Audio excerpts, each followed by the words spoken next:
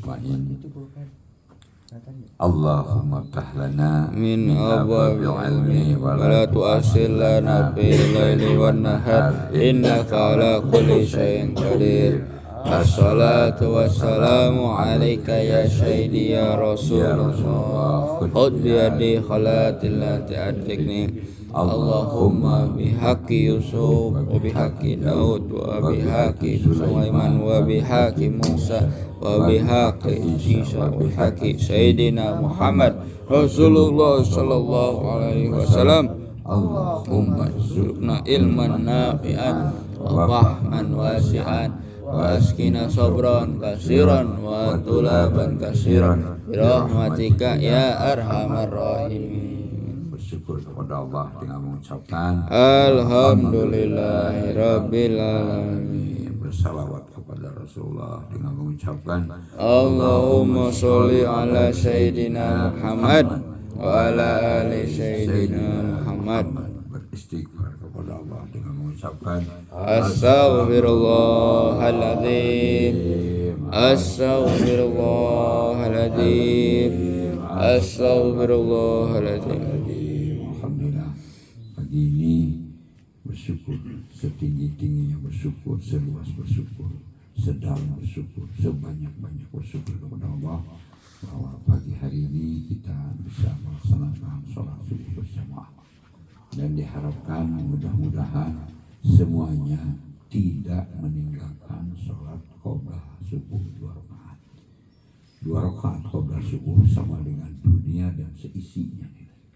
Bayangkan, isi dunia itu ada emas, ada perak, mutiara, dan ada tanaman, ada pohon, ada lautan. Ini sama dengan seisi dunia, dunia dan seisinya. Itu hanya dilakukan paling lama 5 menit. Mahal sekali. Salat subuh 2 rakaat. Sebelum salat subuh 2 rakaat, qobliyah subuh sama dengan dunia dan seisinya. Atau apalagi kalau sholat subuhnya. Sholat subuhnya lebih, karena ibadah dari 2 menit sholat subuh itu sama dengan ibadah semalam suntuk. Semalam suntuk, bayangkan kalau dia 8 jam, 5 jam, kalikan aja 5 menit berapa kali itu? Berapa kali dunia dan seisinya sholat subuh. Luar biasa, kaifiat pahalanya yang luar biasa. Dan pada pagi hari ini sudah kodratnya Allah Ta'ala merubah kembali, dimudahkan kembali dunia dan isinya ini. Pohon-pohon segar lagi, binatang, ayam, kongkorok, ya kan pagi-pagi, ya kan, segar lagi semua, pohon-pohon segar, udara dibersihkan lagi. Setelah malamnya diistirahatkan malamnya, maka katanya pagi hari ini kalau mau tahu, pintu langit itu terbuka langsung ke bawah. Pintu langit terbuka langsung ke bawah. Bayangkan, pintu langit itu langsung terbuka. Ada malaikat yang ngetuk tiap-tiap orang, ayo segera meminta. Ditunggu pada subuh. Nah, karena itu pintu langit terbuka. Di antaranya pintu langit di atas ini ubun-ubun itu terbuka. Maka kalau dibuka dengan senam yang luar biasa. Karena senam ini peranannya yang paling pertama menyehatkan badan kita. Menyehatkan badan kita karena apa? Napas itu makanan pokok utama, berulang-ulang. Napas ini makanan utama. Nasi apa napas? Mana? Napas. Kalau tidak makan, ya 12 jam bisa. Kalau tidak napas, napas jadi yang menentukannya. Sehat dan tidak sehat, penentunya itu napas. Penentu hidup dan tidak hidup itu napas. Maka napas, kalau napasnya bagus, maka kesehatannya akan bagus. Man arafsa nafsi, napas.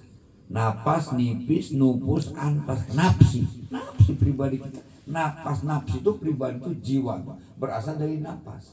Hilang napasnya, maka hilang jiwa. Jadi penentu napas itu. Orang sehat dan tidak sehat ditentukan oleh bagaimana cara dia narik napas. Nomor 1 napas. Nah, dan ternyata napas itu juga yang menjadi merubah akhlak seseorang. Hebat. Orang kurang narik napas cepat ngambek, cepat marah. Kurang napasnya cepat marah. Maka orang Sunda napas itu apa? Ambekan. Ya kan? Betul nggak kayak ambekan? Kalau marah-marah apa? Ambek-ambekan. Ya jadi kurang napas.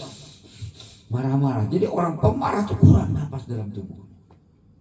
Sumbu pendek itu kurang napas dalam tubuh. Jadi tidak mungkin orang tenang kalau dia kurang napasnya. Orang yang napasnya penuh itu dia akan tenang. Jadi sakinah, tenang itu dari napasnya. Lidik kita tatmainul qulub. Dengan berdikir menenangkan hati. Alladzina amanu tatmainul qulubuhum bidzikrillah. Ala bidzikri tatmainul qulub. Abdul dzikri fa'lam anahu la ilaha illallah. Paling sempurna semandikar dengan mengucapkan tadi la ilaha illallah, la ilaha. Hunjaman ke dalam ketentuannya begitu. Tolak napi, tolak selain daripada perintah Allah, tapi hunjamkan semuanya perintah Allah. Hanya dua. Tolak, buang napas, masukin napas kan. Jadi sekali yang kedua di samping kesehatan ada mampu merubah akhlak seseorang. Tuh, mahal pasti. So kalau nggak percaya coba tahan napas 5 menit. Kalau nggak marah-marah nggak bisa lari lagi. Jadi orang napasnya banyak itu maka dia tenang. Kalau tenang itu akhlaknya menjadi bagus. Senam ini mampu merubah akhlak seseorang. Senam ini menjadi sehat. Senam ini menenangkan karena dia ada zikir. Dengan mengingat Allah akan, dengan berzikir mengingat Allah, dia akan memberikan ketenangan kepada kita. Jadi merubah seseorang napas yang luar biasa. Kepentingan luar biasa. Berzikir, perintah zikir itu, sholat itu kita bukan mau putar. Perintahnya ada waktunya. Sholat subuh, sholat duhur, sholat asar, sholat maghrib, sholat isya. Kenapa disebut di Sunda itu sholat itu netepan? Netepan itu menetapkan iman kita. Karena berubah-ubah iman kita. Kenapa waktunya itu tepat? Karena pada saat saya itu berubah kejiwaan orang. Pagi berubah, nanti jam 12 siang berubah, terutama hawa nafsu. Darah kita naik di kepala, mudah tersinggung. Dikasih sholat supaya dia tetap iman kepada Allah. Begitu asar lelah, berhitung hatinya bersedih, hatinya larang. Dikasih sholat supaya dia tetap. Begitu maghrib, perpindahan dari siang ke malam. Ada kewaspasan, ditetapkan. Begitu isya mau tidur, kita berhitung segala apa. Segala harus dicepatkan kalau mau isya. Itu kan ada perubahan khusus. Untuk tidak berubah kejiwaan kita, iman kita, ditetapkannya iman kita, maka dipatok oleh waktu-waktu sholat. Silakan coba. Beda nggak? Jam 12 siang dengan jam 12 malam beda nggak? Beda kejiwaan. Beda nggak subuh tadi dengan nanti jam 12 siang.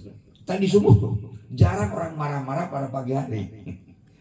Tapi jam 12 siang di bis mana panas, mana bau, kecolek sendiri marah orang. Nah supaya tidak mau dikasih waktunya sholat. Jadi berubahnya fisiologi manusia adalah pada saat-saat waktunya sholat. Ya, setuju nggak? Nah, jadi pagi hari adrenalin kita bangun, pasti pagi hari itu kan bangun. Kalau siang hari, kalau kita luka di kepala pada siang hari, bocornya mancar, karena peredaran darahnya di kepala. Waktu asar berhitung habis capek. Orang petani udah pulang ke rumahnya, yang di pasar udah ngitung untungnya berapa, ruginya berapa. Jadi Sri, Duja, Lungguh, Lara, Pati. Sri pagi hari, Dunya siang hari, Lungguh waktu asar, Lara waktu maghrib, Pati waktu isya. Maka doanya Bismika Allahumma ahya wa bismika amin. Kan doanya begitu. Pati sementara waktu tidur ingat nggak ya? Nggak ingat kan, mati kamu tuh. Begitu pagi-pagi kan alhamdulillah sudah dihidupkan lagi kan gitu. Nah, tapi ada satu ibadah yang tidak dibatasi waktunya. Dalam segala keadaan, dalam segala situasi, dalam segala ibadah apa itu? Ibadah berzikir kepada Allah. Kalau ingat Berzikirlah engkau dalam keadaan berdiri, berzikirlah engkau dalam keadaan berjalan, berzikirlah engkau dalam keadaan duduk, berzikirlah engkau dalam keadaan berbaring, berzikirlah engkau dalam keadaan tidur. Kan lumayan tuh. Berzikir dalam keadaan tidur, subhanallah, subhanallah. Terus ketiduran, pagi-paginya subhanallah lagi. Maka begitu bangunnya subhanallah, sepanjang malamnya dia berzikir subhanallah. Allahu Akbar, Allahu Akbar, sampai ketiduran. Begitu bangun Allahu Akbar, maka sepanjang tidurnya dia berzikir Allahu Akbar. Bersalawat sebelum tidur, maka dia sepanjang tidurnya bersalawat. Bagaimana yang akhir tidurnya? Bayangkan untung atau berzikir semalam suntuk. Jadi zikir itu perintah dilakukan dalam segala keadaan. Sekarang secara kesehatan, waduh, masya Allah, itu kayak tadi nih. Ini energi kita tertampung di sini begitu. Allah ke muka. Percaya muka kita. Tarik nafas sedalam-dalamnya. Gerakannya ini, iramanya ini disesuaikan dengan nafas kita. Iramanya ini disesuaikan dengan gerak kita. Iramanya sesuai dengan nafas kita. Tarik alif.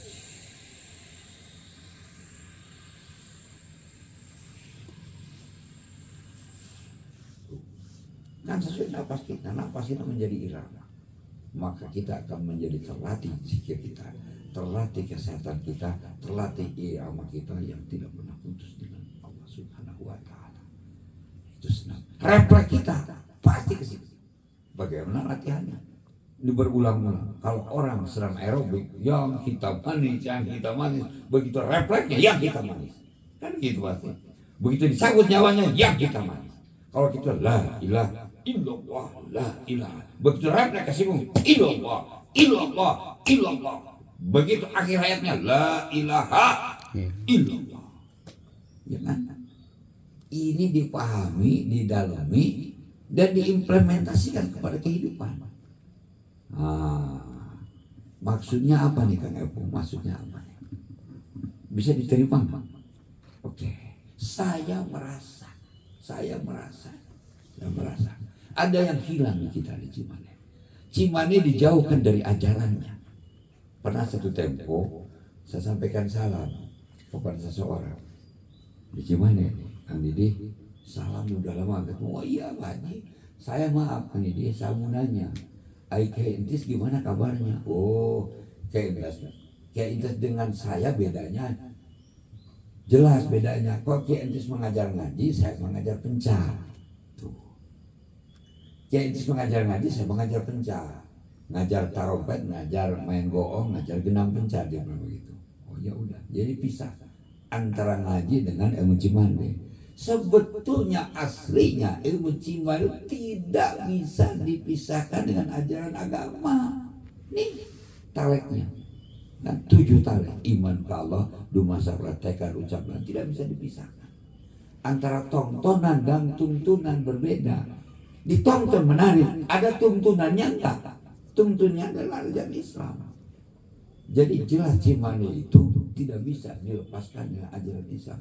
Saya tidak bayangkan kalau satu nanti hari Cimande itu tidak ada ajaran Islamnya. Kumaha orang tua kita, leluhur kita, kan punten. Ini terakhir turunan darah dulu. Ini putranya, ini darah. Gimana hibar karuhunnya? Hibar itu cahaya dari langit atas ruh-ruh yang sudah di langit kepada anak inju. Hibar karuhun. Coba, bagaimana kalau nanti punten tidak lagi ajaran Islam? Waduh, itu yang kita khawatirkan. Karena itu saya berpikir barusan selintas berpikir. Sebetulnya ini yang saya ubah ini bukan milik saya. Maka saya tidak mengatakan pencipta, pengubah. Tonyok Amrek milik siapa? Milik orang Cimande. Dan Tonyok Amrek setelah saya telah hampir seumur hidup saya, Tidak ada musik yang bisa menyertai, tidak bisa dengan tarompet, tidak bisa dengan gendang pencak. Tonyok amr itu la ilah, hanya musiknya, iramanya hanya kalimat la ilaha illallah. Nggak bisa. Sok silakan. Dengan hitungan nggak bisa. 1, 2, 3, 4, 5, 6, 7, 8. Nggak bisa, tapi la ilaha illallah. Musiknya hanya kalimat la ilaha illallah. Kelip la ilaha illallah. Seluk la ilaha illallah. Pembosabah la ilaha illallah. Semuanya sudah dirancang begitu.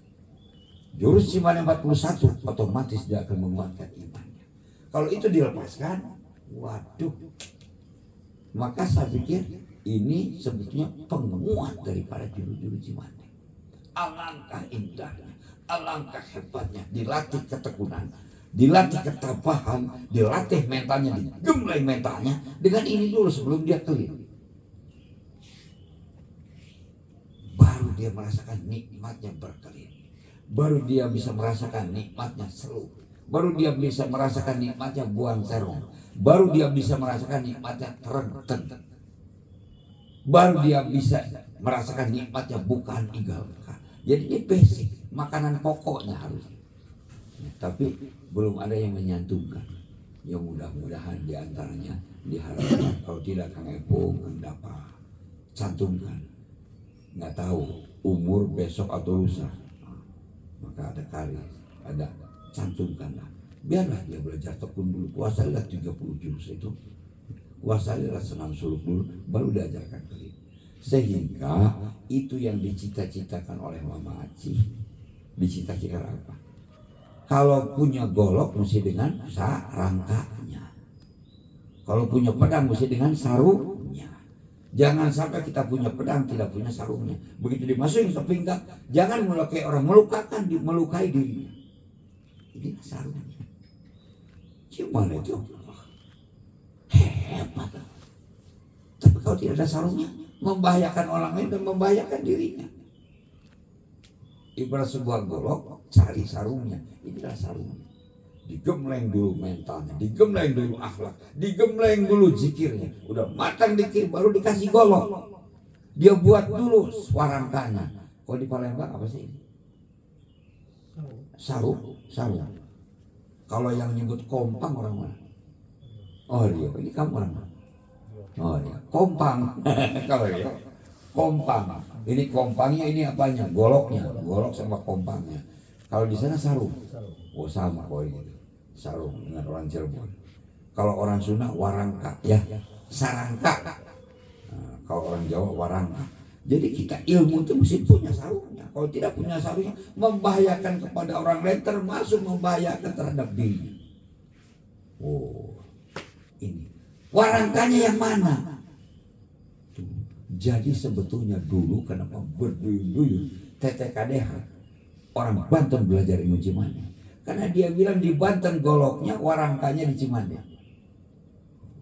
Warangkanya di Cimande nggak ada untuk perkelahian. Jadi belajarnya ke Cimande mencari warangkanya. Dan orang Cimande yang sudah punya golok, punya ilmu, harus cari warangkanya. Baru pantas, baru seperti pinggang juga aman. Dititipkan di orang juga aman, begitu. Tidak menuruti orang, tidak menakutkan orang. Di antaranya warangkanya ini, dan akan menjadi kenikmatan bersyukur kepada Allah dengan ini. Ngaji dulu, baru turun ke masyarakat. Digembleng dulu, baru turun ke masyarakat. Ini yang dimaksud sama saya. Di hari ini nih yang dimaksud sama saya. Coba saya pernah satu tempo mengirimkan undangan kepada seorang yang sangat terhormat. Undangan pernikahannya kan sangat terhormat. Dan sekarang ada salah satu calon presiden. Saya pikir nggak disangka sama saya. Mungkin udah lupa. Dikirimin itu undangan. Terus yang kirim undangan itu mengatakan, Pak benar Bapak kenal dengan orang ini? Marah beliau. Orang ini orang yang jasanya besar kepada saya. Waduh, padahal saya mah jasa biasa-biasa aja. Ini jasanya besar kepada saya. Pertanyaannya, kenapa sampai begitu menghargai, menghormati? Ini kita ini dihormati karena jasa-jasanya. Yang disebut pahlawan itu orang yang berbuat pahala, sebanyak-banyak berbuat pahala. Orang pendekar itu orang yang ditempa dirinya baru jadi pahlawan. Santri itu orang kesatria, ya kan? Jadi hormat itu karena jasanya. Ada sepi ing pamrih rame ing gawe. Itu penerima kapataru. Tidak mengharapkan pamrih, tapi jasa ditanamkan sebanyak-banyaknya jasa kepada orang lain pasti akan berharga. Pama ya'mal misqala darotin khairan. Kalau kita menanam kebaikan pasti berbalas kebaikan. Kalau kita menanam keburukan pasti berbalas keburukan. Kan suka begini. Nih, ayo udah biasa tuh. Ayo, kita makan siang, makan malam. Makan malam penghormatan. Saya diundang berulang-ulang, ayo makan malam Jakarta. Saya siapin hotelnya. Minggu ini 2 kali, tapi saya tidak mau. Nggak enak. Ya. Kepada siapa kita mengajak makan malam itu memberikan jasa? Kepada orang yang pernah berjasa kepada kita, atau orang yang bakal berjasa kepada kita diajak makan malam itu. Ya kan? Jadi pertanyaannya, apa yang kita punya nilai dalam hidup ini? Nilai kita ini apa? Nilai yang pantas dihormat oleh orang lain. Jangan lu nggak menghormati sama gua lah, dia nggak punya nilai untuk dihormati orang. Nah, untuk punya nilai itu gemreng, mandek, tempat. Untuk punya nilai berbuat kebaikan dalam segala keadaan. Maka kesimpulannya orang soleh itu adalah orang yang berbuat kebaikan dalam segala keadaan. Maka hidupnya dijamin bahagia. Orang yang solehnya terus menerus dan punya iman, maka hidupnya dijamin matinya sempurna. Dua, beriman kepada Allah, berbuat kebaikan dalam segala keadaan, hidupnya bahagia dan matinya sempurna. Nah, tapi kebaikan itu apa yang kita lakukan kebaikan sehingga kita punya nilai?